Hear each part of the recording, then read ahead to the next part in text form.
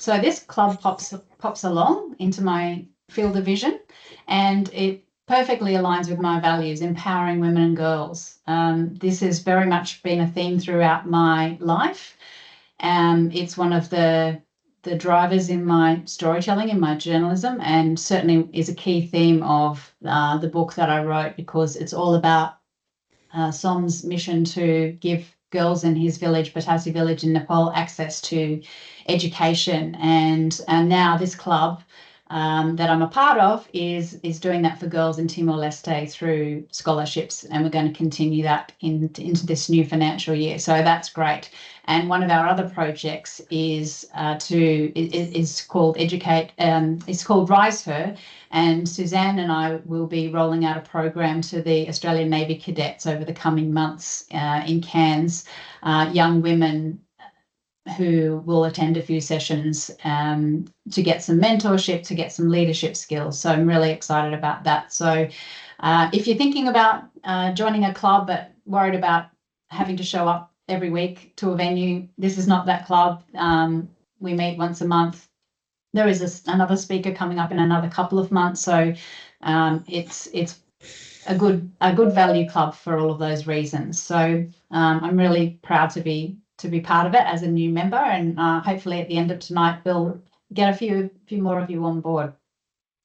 So I would like to start by acknowledging the traditional custodians of the lands on which we have gathered, and of course that's many places. I think from people I can see online, we've definitely got Darwin and Adelaide people, and would love it if you shout it out if you're from somewhere other than Gimoy, Cairns.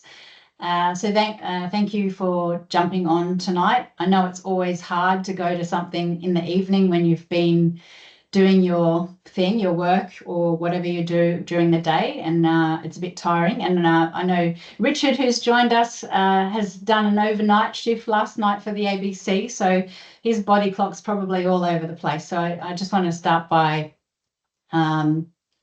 not only acknowledging the country on which we're all sitting on, but the fact that you've all turned up to have a listen to me tonight. So hopefully you can take away some value.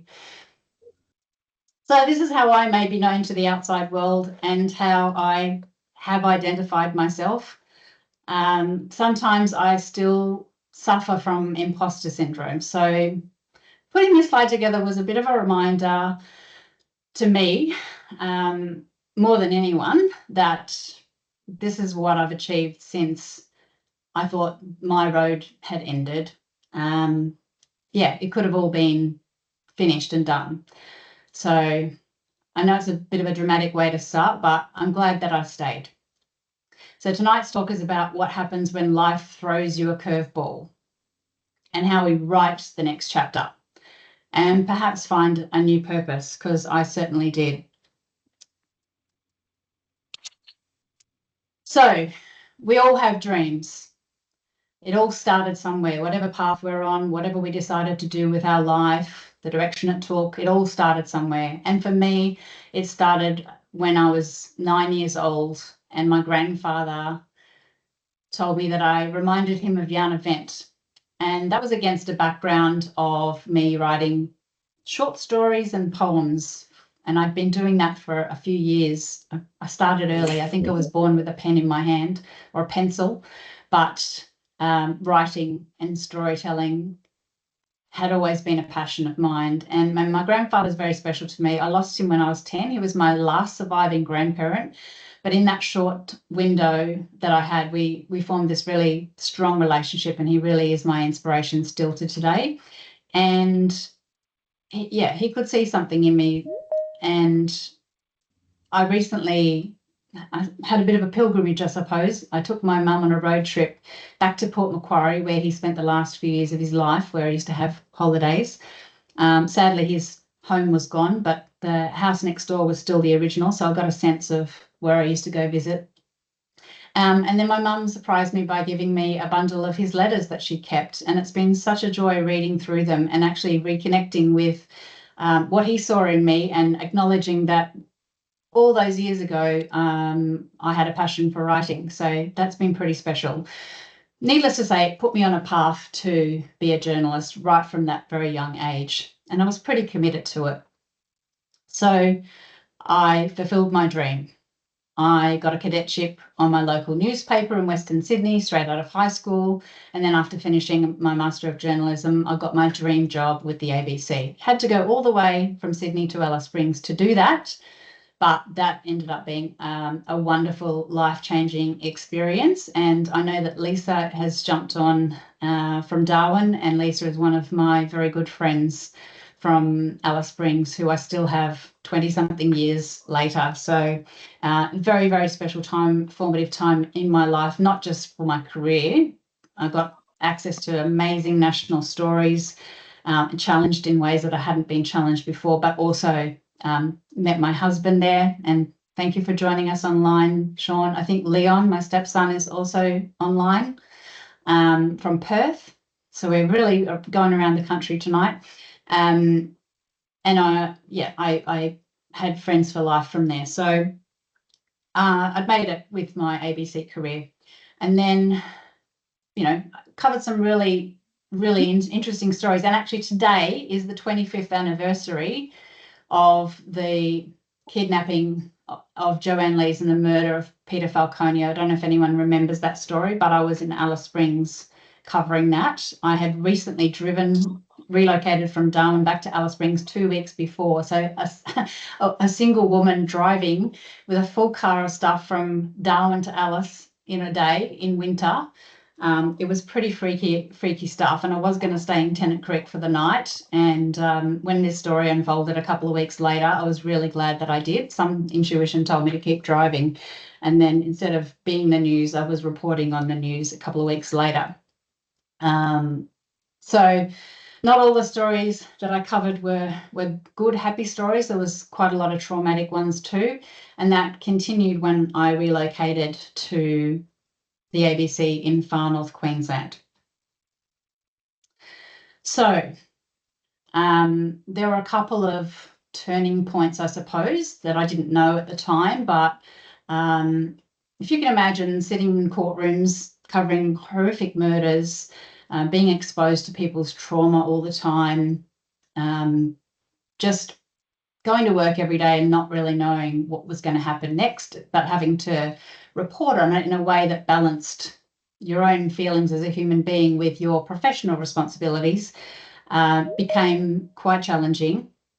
And covering the murder of the 8 children in Murray Street in Cairns 6 days before Christmas in 2014, and then only 6 months later turning up as the first camera woman on scene at Ravenshoe on the Tablelands here, where a man had lost control of a vehicle, gone into a cafe, and it had caused a gas explosion, and 2 women eventually died. And I arrived to a sea of chaos in the street, ambulances, sheets up, and having to keep my professional hat on and do live crosses and interview people delicately and capture vision, all of these things.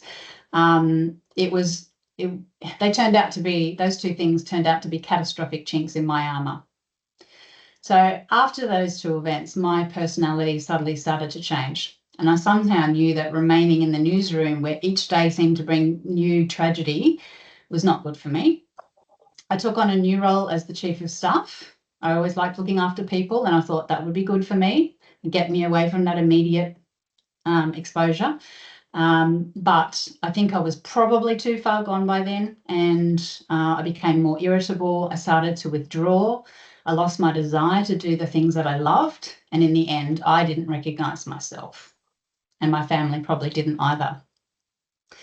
I had been seeing a counsellor. I was getting help, but she eventually told me to see my GP, and he put me on antidepressants. And if you've ever been on them, they can be horrific.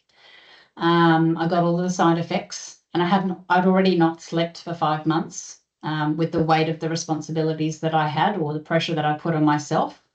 So I was hyper vigilant. I was always on, and I started having panic attacks. My hands were burning when I woke up, and I was just basically in this state of shock the whole time.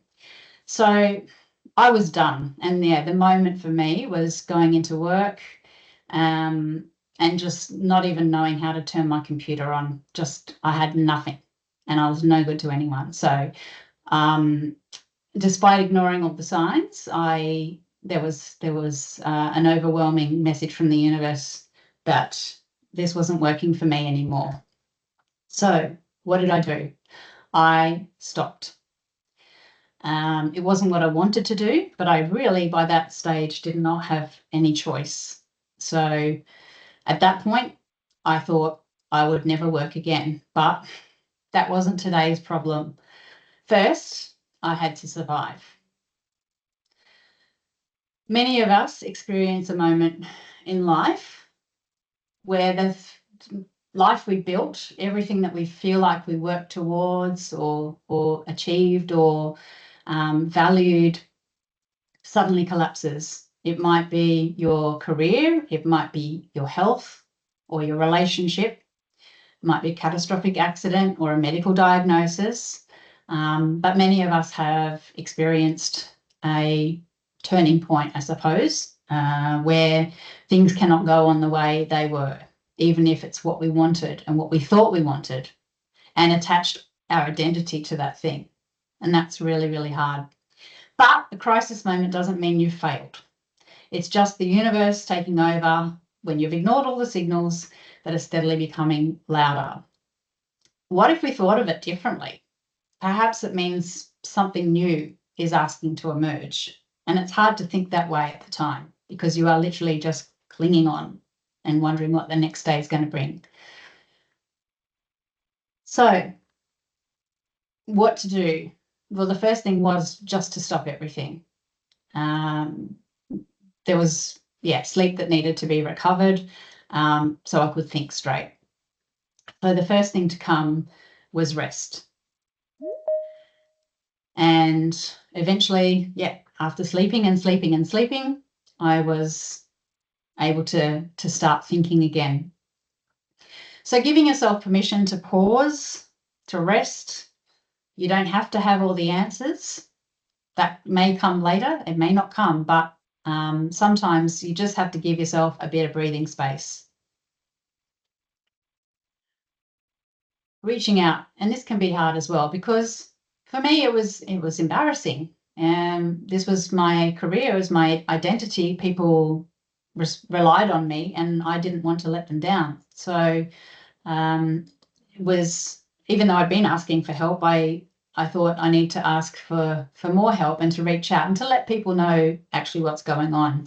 And I was really surprised when I did that because, and I'm really pleased to see that there's less stigma around mental health these days and people are talking about it more, because when I started sharing with people what I was experiencing, I was shocked how many people sent messages to me privately and said, this has been me, this has been my life. And I think we all feel like when we're going through this trauma or whatever variety it is, that we feel very isolated and we feel very alone. So there is a real strength in having the courage to reach out to someone. It might be a family member, it might be a friend, and it might be a professional, but you'll be amazed what happens if you actually take that step and get some perspective and some support. You don't have to do things on your own. And for me, it came from many angles. My husband and my stepson were amazing. My mum, even though she doesn't live here, was incredible support. I had a few close friends here that really looked after me and tried to get me out again because I'd withdrawn from everything. And of course, I'm actually a salsa dance teacher. It's one of my passions, and my beautiful dancing family wrapped around me as well. And it was so nice to feel that I was held at that time. So yeah, don't underestimate the power of the support network you have around you. So next came regrouping. So, trying to get together and work out what it was, that was going to come next, because I couldn't decide that in the beginning. So that's the next stage of the process. And I'll talk a bit more about the connection later, but your tribe has been a really big part of my ongoing well-being, and I'll talk about that shortly, and Tosca's beautiful Radiant Bodies group. So next was recovering. So I was diagnosed with depression, moderate depression. That was the diagnosis that I ended up taking some leave on the back of, because my doctor said you need to have not weeks but months off. And it wasn't until much later than that I actually had a diagnosis of post-traumatic stress disorder, and it explained some of the weird symptoms that I had, and I felt good about finally having a diagnosis and potentially a treatment plan. So I was able to get EMDR treatment and resolve a lot of my symptoms. I've had a relapse, but I know what works for me now, and it's good to know that there are tools out there and different modalities that may help if you're going through something.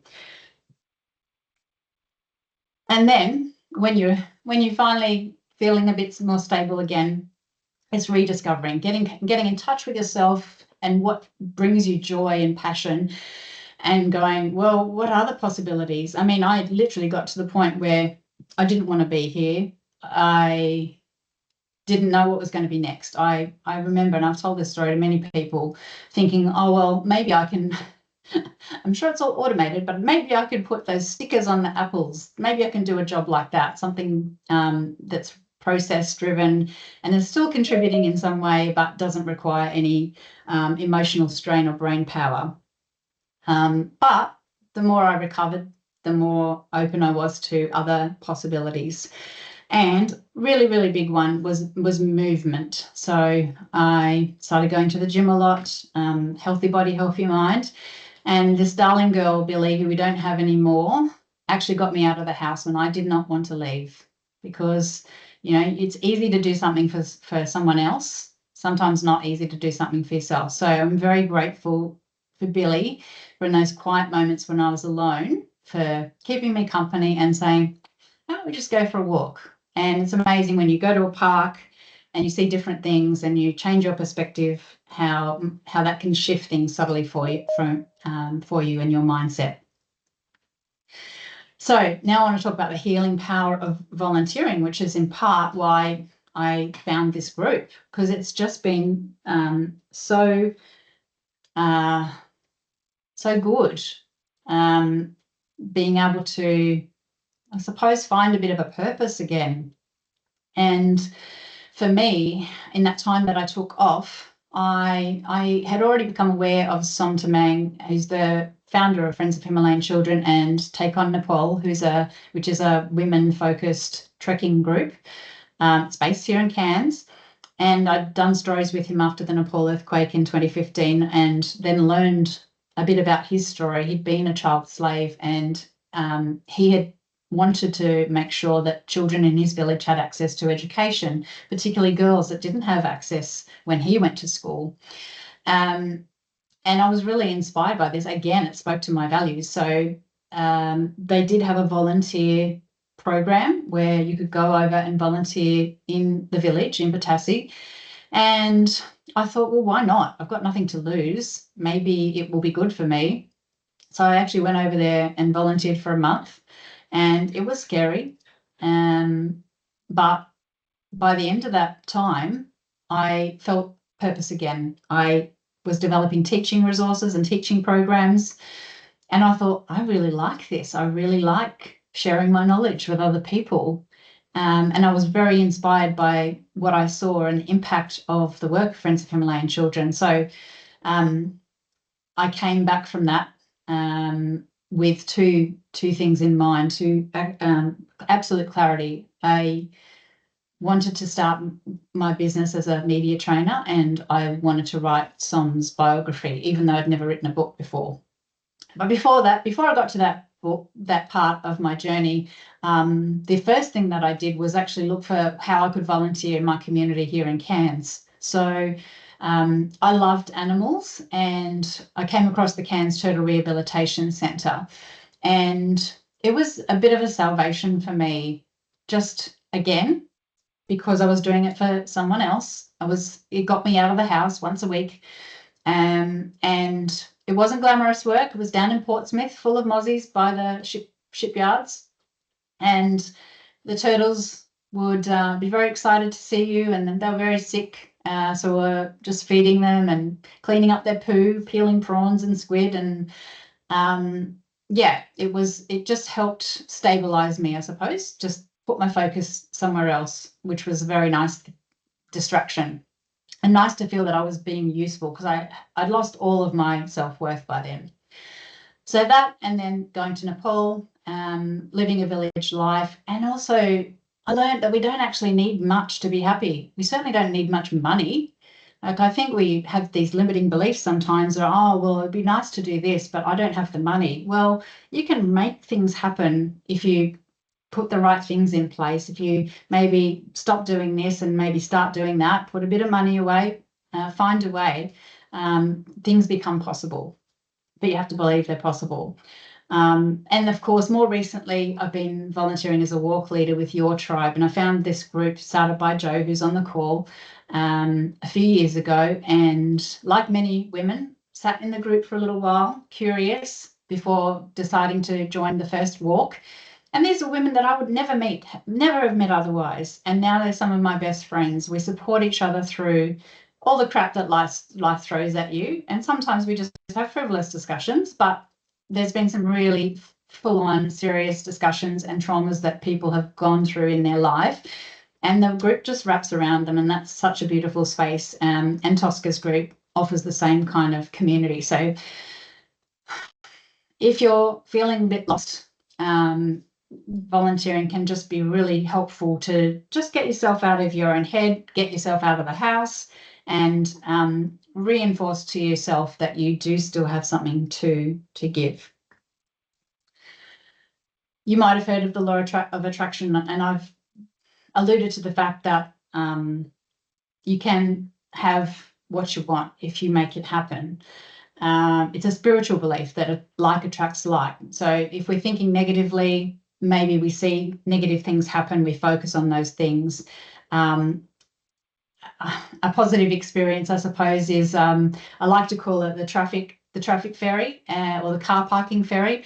If I visualize a car parking spot, there's a good chance that I'm going to get that car parking spot, which in Cairns has become a bit of a premium. So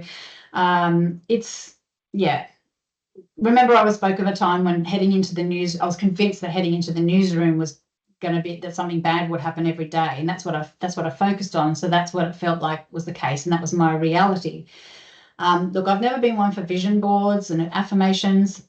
That for me, they feel a bit awkward, but I can say being open to possibilities and allowing myself to imagine another life, another career, or another path has helped. So decide what it is you truly want. Like, we deserve that. We deserve to have a choice about what we want and to go for it. Suzanne is a living proof that this can happen. She's done so many things. She's just done a marathon up Mount Fuji. And that's what she normally does on a Wednesday. So yeah, you can just decide what you want, get some clarity around it, and start going for it. Start manifesting it. Start making it happen. Be with people who share your values. If you want to be around positive people, you'll see what happens. Things change. If you've ever been around people that drain your energy, you can feel the difference. So be around positive people who are taking some agency in their life, offering new experiences. Be open to that. And yeah, create a positive influence. Som is a living example of this. He was a boy who became a child slave. He was in a village where they had no money. He had to go and be enterprising about selling stuff down in the village so he could afford a school uniform and to go to school. And look what he's done. Like, hundreds of children have been through school because he had a vision that he could make that happen. He didn't have the limiting beliefs that so many of us do around the possibilities. So this crisis point for me happened 10 years ago. So here's what happened next. All the things that I never thought of doing before. I went to Everest Base Camp in 2018, largely to research the book. I didn't intend to do that. It wasn't on my bucket list, but it was my way of spending time with Som, immersing myself in his world, and spending time with the girls he'd helped, who inspired me, whose stories are also in the book. I started my training business. That was scary, but I did it with the support of Tara Diversity as a mentor through the YEP program. And I was on my way. I delivered my first media training session for YEP and gave me the confidence that I could do it and I could build on that. I rode in the Cardiac Challenge in 2019, raising money for the Far North Queensland Hospital Foundation. I haven't done it since, but I did it once, and it was 300 kilometres, and it was hard, and it was a really good experience, especially for the community. I started another business with my friend Susie, and we had a partnership for 6 years. So created 2 successful businesses. I didn't see that on the cards. My economics teacher told me that I was going to be in business one day, but I didn't know that because all I wanted to be was a journalist. And of course, writing the book, which, was a bit of a task in itself. It was a 7-year journey from deciding that I was going to write the book to actually researching it, getting the means to write it and have it published. So all of these things wouldn't have happened if I had made a different decision back when I was at my crisis point. So once again, I'm really glad that I stayed and was open to seeing what could come next. So I wasn't brave or resilient. I was just unburdened by the expectations of others, but more importantly, of those that I imposed on myself. Imagine if I decided to close the book before writing the next chapter. So I've had to redefine what success means for myself. And I just wanted to share some of these things with you. I'm still a person who I would consider myself driven and high achiever, but I'm trying to be more gentle with myself these days. So, for example, and look, these are still a work in progress. I'm not going to lie to you. I like still receiving external validation, but I try and focus on the goal being purpose. Do I feel like I'm living a life of purpose now?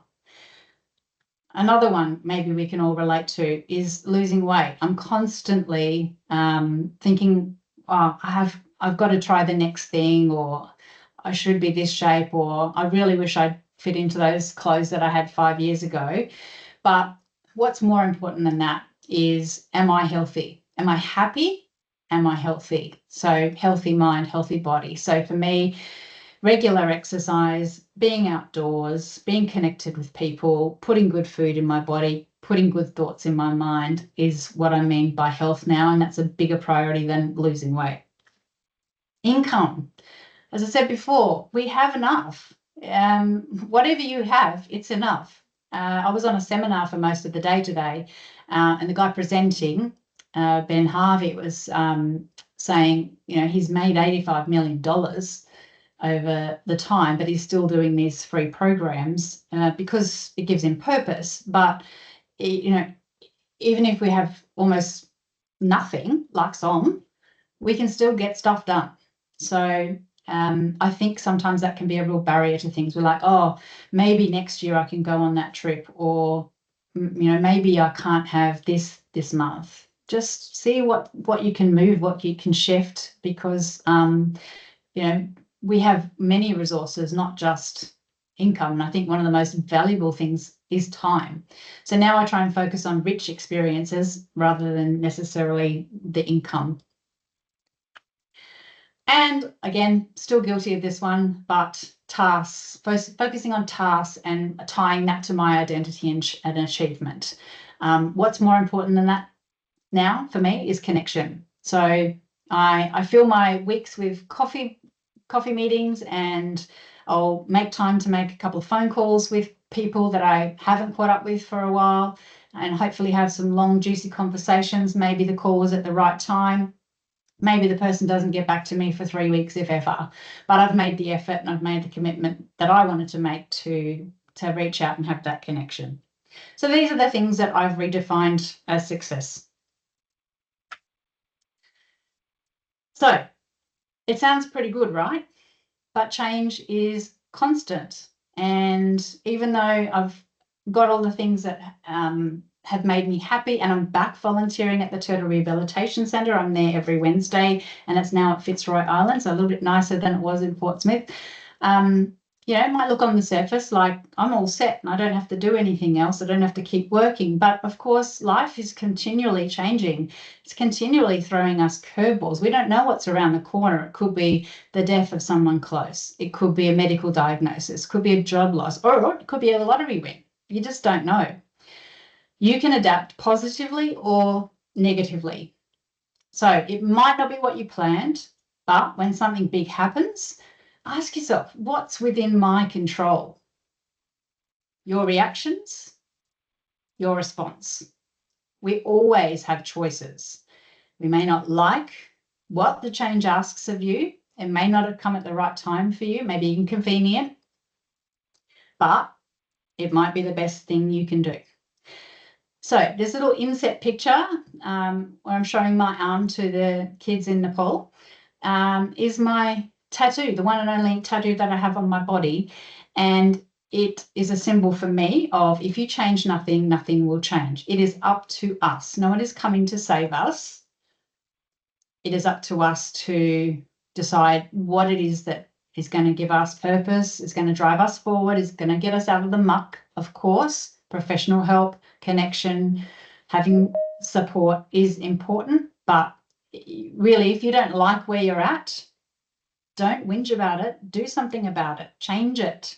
So that's what this symbol is. And like, I got this tattoo at 42. So I was a wise woman when this finally occurred to me to be, something that I wanted permanently on my body. My mum had a bit of a hard time with it, but she's used to it now. So in the spirit, I don't necessarily want to rip the rug out of my life every few years, but I did get to a point after 6 years in a business partnership last year that I was feeling almost burnt out again, that I felt like I was running myself into the ground. I wanted to free myself up to spend more time with my family. I'd lost my mother-in-law. My mum had had her 4th cancer diagnosis. And late last year, one of my best friends also had a cancer diagnosis. So I wanted to free myself up. I mean, my husband, Sean, who's on the call here, was very, very patient and has really supported me so well through all of this drama in my life 10 years ago, but also since.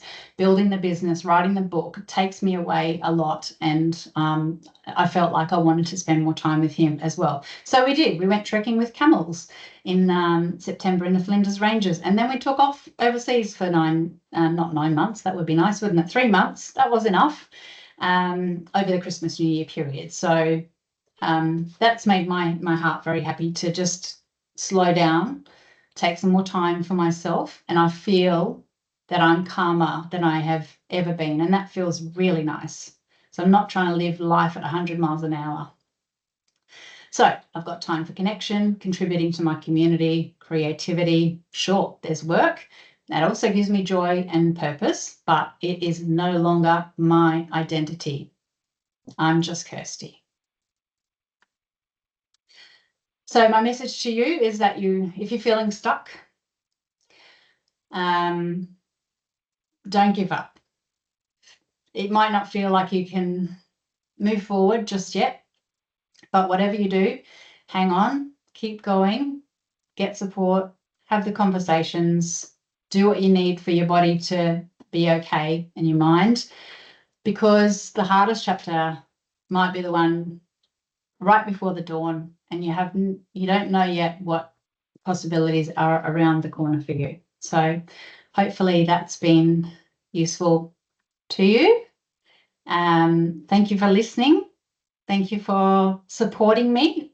Many of you have been there for me in many ways, and I truly thank you for that. And if you, this talk is free. It's not a paid gig. So if you got some value out of today, there's a QR code here. We are a new club and we do fundraise. So if you would like to make a small contribution to the work that we're doing, either supporting the girls in Timor-Leste or the Australian Navy cadets, we'd appreciate it if you made a donation. It's not an obligation by any means, but just an opportunity if you want one.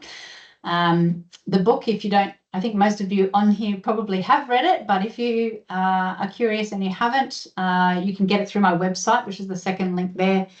It's available in all of the forms: audiobook, ebook, and paperback. And then my business email address is on there as well. And most importantly, at the top is the Rotary Club's email address if you would like more information about the club, and you'll find on there where you can register if you want to join up, and everyone is welcome. So I want to say thank you so much for turning up on a Tuesday night to listen to me blag on, and thank you for the opportunity to present in the club and to be part of the club.